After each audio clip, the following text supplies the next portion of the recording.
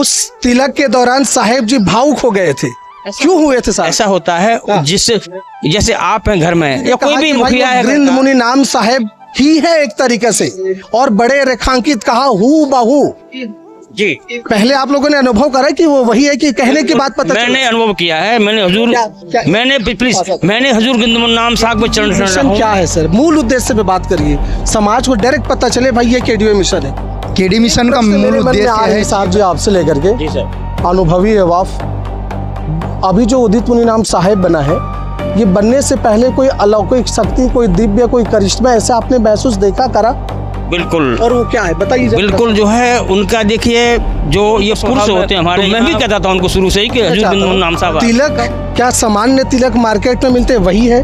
चादर के सामान्य मार्केट में मिलते वही है, या कोई विशेष उसका महिमा है? नहीं। ये देखिए, तिलक करना और चादर देना, ये दामाखेड़ा है, देख रहे हैं पीछे पे, और हमारे बीच में है ये महाअनुभव है दामाखेड़ा के, बहुत जिम्मेदार है, महत्वपूर्ण पद पर भी आसीन है। और दामाखेड़ा की खास बातें क्या है? चूंकि चादर तिलक है और ये चादर तिलक महती है, मतलब ये सब एक साक्ष्य बना है चादर तिलक का इम्पोर्टेंस क्या कैसा है, सीधे जुबानी सुनते आपने सुना है, लेकिन हो सकता है कुछ गूढ़ रहस्य आपको भी नहीं पता है। साहब जी, चादर तिलक क्या महिमा है इसकी? देखिए, हमारा ये जो पंथ है सदगुरु कबीर साहब के द्वारा थोड़ा जोर से बोलिए। स्थापित है। सदगुरु कबीर साहब ने स्वयं अपने करकमलों से मुक्तामणि नाम साहब को तिलक गद्दी किया 1570 में। 1570 सारा चूड़ामणि का आदि बैठा।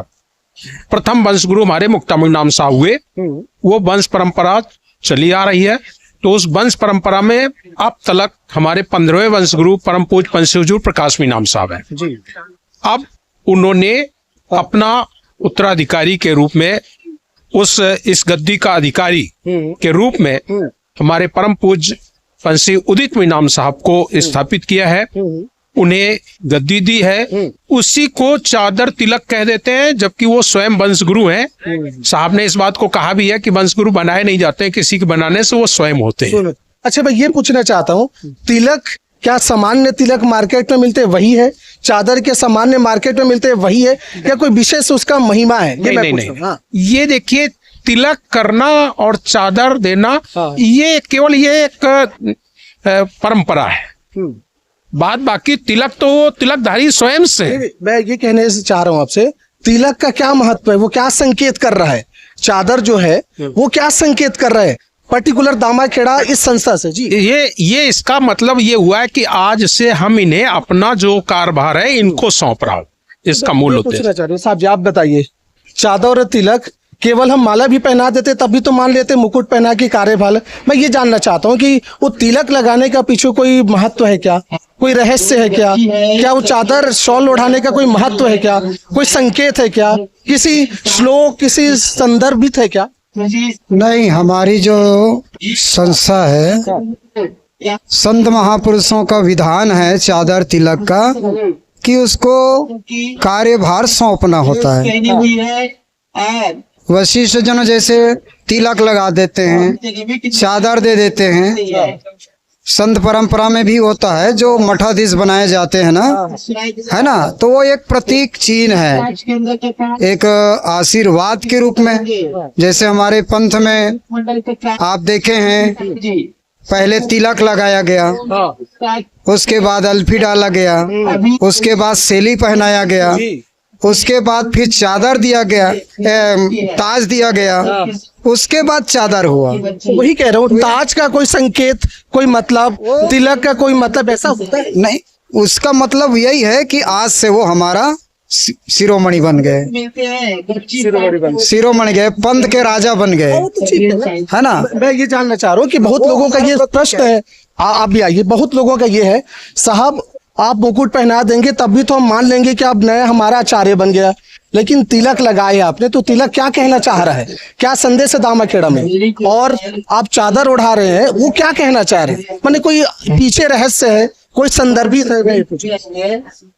हमारे कबीर पंथ की वंश गुरु गद्दी की परंपरा में जब नए आचार्य श्री को सिंहासन पर भार सौंपा जाता है हाँ हाँ तो जन समुदाय के समक्ष उसको बिठाया जाता है और तिलक तो एक चादर माला तिलक दिया स्वरूप एक स्वरूप है वो स्वरूप है एक जो है कोई इसका स्वरूप है क्या मानना ये तो सत्य का स्वरूप है हाँ वही पूछ रहा हूँ सत्य का स्वरूप है कि ये सत्य के अब आज से ये कर्णधार है हाँ। ये नए संवाहक ये हैं जी। हम इनके सबके समक्ष में हम इनको तिलक कर करके हाँ एक वो सांकेतिक चिन्ह है तिलक करके हाँ। और चादर उड़ा करके सबको दिखा रहे हैं कि अब अगले वंश गुरु अगले गुरु संवाहक ये होंगे पंथ के इतना ही बस वो है और अलग से कोई वो नहीं है कि चादर उड़ाना वो करना हाँ चादर मतलब एक होता है कि सबकी तरफ से जो है ये मालिक हमारे हैं इनको स्वीकार करेंगे माला तिलक दिया स्वरूपा जाको बंदे राजा भूपा सभी इनको प्रणाम करेंगे अब अच्छा ये है जी साहब अच्छा ये बताइए उस तिलक के दौरान साहेब जी भावुक हो गए थे क्यों हुए थे साहब ऐसा होता है जिससे जैसे आप हैं घर में या कोई भी मुखिया है घर का जब अपनी जिम्मेदारियों को सौंपता है अगले संभाग को तो उसको भाई ये तो याद आती है कि मैंने इतना काम कर दिया है अब मैं ये जिम्मेदारियों को इनको सौंप रहा हूँ है ना तो भावुक होना या ऐसा इसलिए आता है ना इसलिए में भी आंसू निकल जाते हैं ना तो इसमें उदित मुनि नाम साहेब का भी आंसू निकला है इसलिए तो है देखिए गुरु शिष्य का संबंध है वो भाई ये तो कोई भी है भाई मानव तन धारण किया है तो मानव ये सोचता भी तो है ना कि भाई हम ये मेरे गुरु हैं और मुझे इतना भार सौंप रहे हैं तो भावुक होना स्वाभाविक है अच्छा आप में से बताइएगा साहेब जी ने कहा कि भाई वो गृंद मुनि नाम साहेब ही है एक तरीके से और बड़े रेखांकित कहा हूँ बहू जी पहले आप लोगों ने अनुभव करा कि वो वही है कि कहने की बात पता मैंने अनुभव किया है मैंने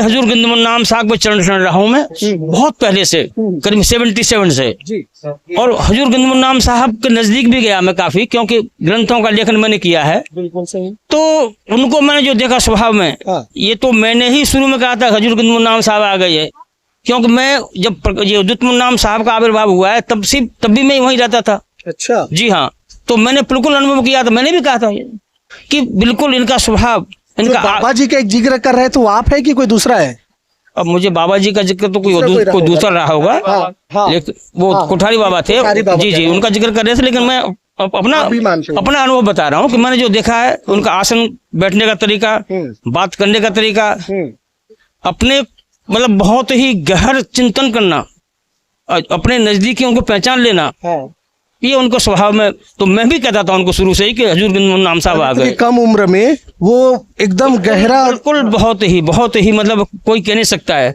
तो कबीर साहब की एक साखी है कि वंश हमारा अंश है वंश रूप हमार यहाँ में दो कर्मा नहीं चले पड़े चौरासी धार वंश गुरु होंगे वो मेरे ही स्वरूप होंगे मेरे ही शक्ति मेरे ही पूरी ऊर्जा उनके अंदर में रहेगी ताकत रहेगी और हाँ प्रतिभा रहेगी मेरी अच्छा हाँ इनको जो है बहुत ज्ञान लेने के लिए बाहर जाने की आवश्यकता नहीं पड़ेगी यूनिवर्सिटी कॉलेज में जाएंगे रिसर्च करेंगे तब वो विद्वान बनेंगे या 10-20 आदमी चादर उड़ाएंगे तब वो संत महंत कहलाएंगे ऐसा नहीं है तो परंपरागत है इनका स्वभाव है इनके गुण स्वतः ही आएंगे बिल्कुल आएंगे वो ठप्पा लगा है बोले हूँ बहू क्या ठप्पा है वो ये बताइए नहीं वो निशान कुछ है निशान देखिए आप लोगों ने वैसे हमने तो नहीं देखा क्या ठप्पा है उसमें मैं तो नहीं देखा आप साहब जी बताइए आपके ऐसा है कि हर व्यक्ति के शरीर में कुछ चिन्ह होते हैं कील वगैरह होते हैं तो देखिए अब वो तो बिल्कुल वही उनके भी हैं चिन्ह है यहाँ पर वो है अब कैसे हैं ये तो भाई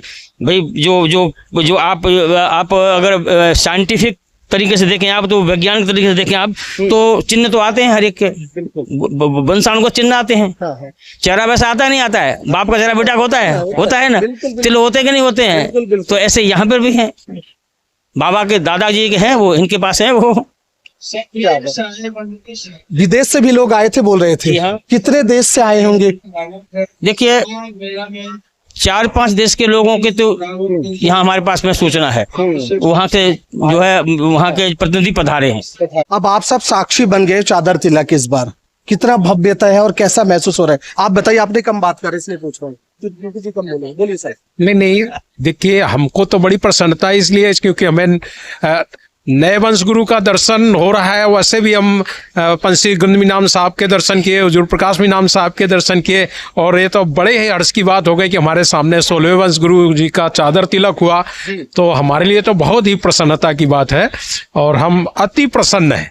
दर्शकों बता दें ये सब मूर्धन्य है यहाँ के जिनसे हम चर्चा कर रहे हैं। एक तरीके से कहिए जो मेन साहिब जी हैं उनके इर्द गिर्द सारे काम को संचालित करने वाला यही लोग हैं। जो बातें आपके साथ छन के आ रही ना, जो हो रहा है वही बातें हैं।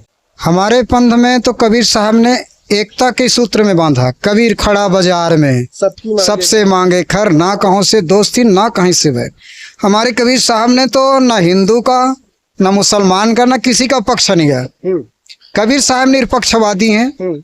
इसीलिए कबीर पंथ में हर संप्रदाय, हिंदू गुरु, मुसलमान के पीर, सादी नौखंड में गुरु सोहम सत कबीर।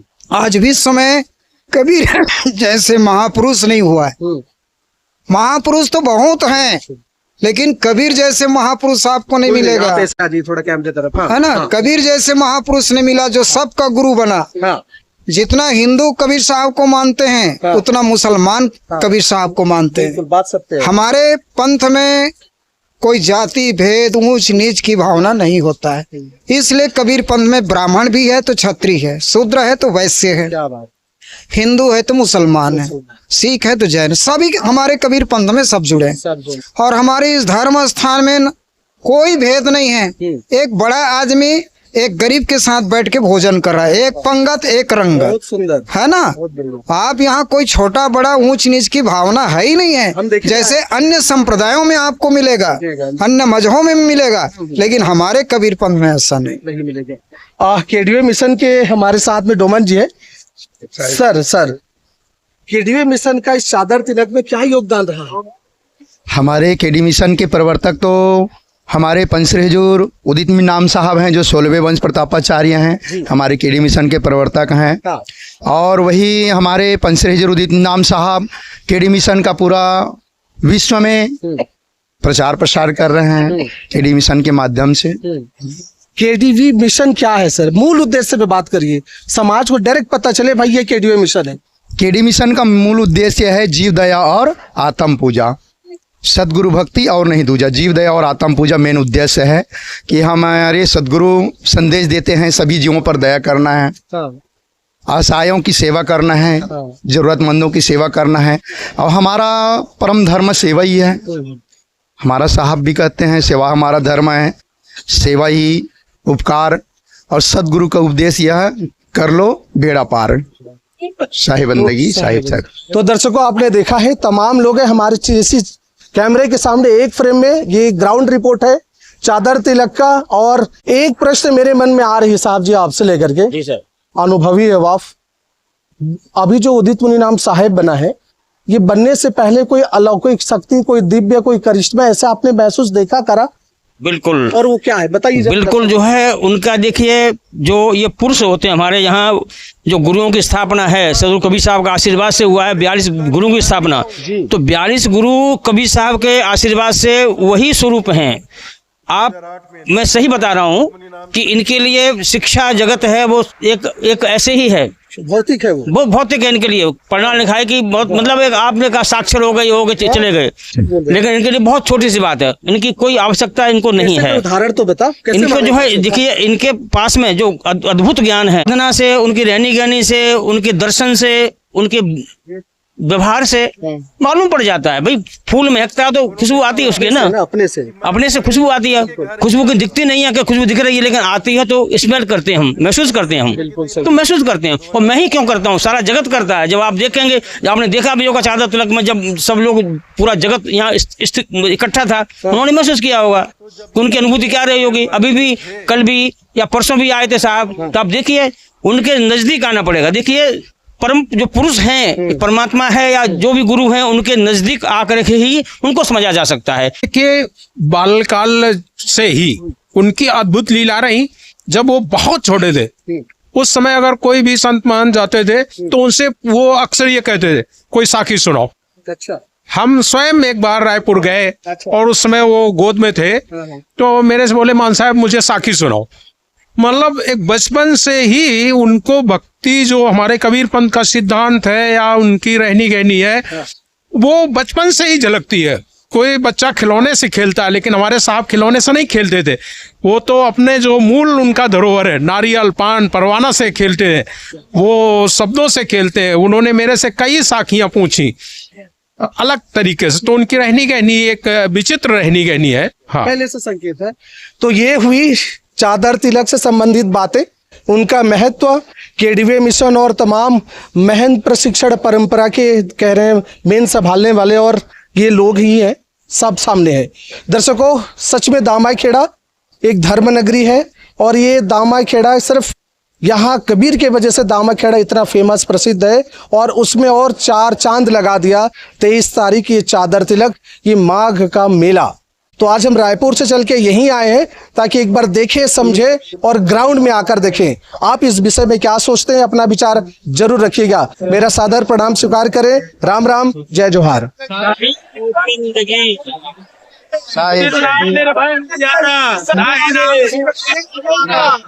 नाम निर्भय उजियारा काल हो जग सारा, साहेब